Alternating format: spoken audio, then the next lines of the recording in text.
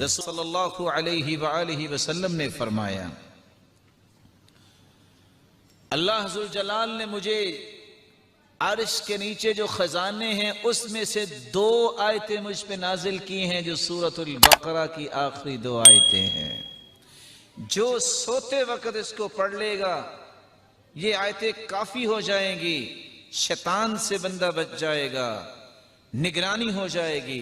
कोई दुख नहीं पहुंचेगा। ये 2 आयतें जो रात को पढ़ के सोता है, सूरतुल बकरा की आखिरी 2 आयतें,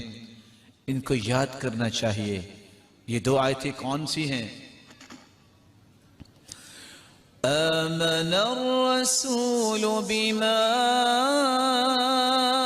उन्ज़िल इलैहि मिर रब्बिहि वल मुअ्मिनून कुल्लुन आमन बिल्लाहि व मलाइकतिहि व कुतुबिहि व रुसुलिहि ला नुफर्रिकु बैन अहदिम मिर रुसुलिहि व क़ालू समिअना व अतअना غفرانك ربنا وإليك المصير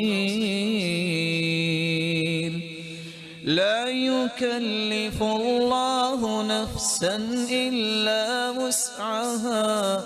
لها ما كسبت وعليها ما اكتسبت ربنا لا تؤاخذنا إن نسينا أو أخطأنا ربنا ولا تحمل علينا إصرا كما حملته على الذين من قبلنا ربنا ولا تحملنا ما لا طاقة لنا به واعف عنا واغفر لنا وارحمنا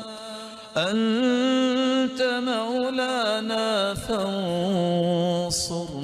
على القوم الكافرين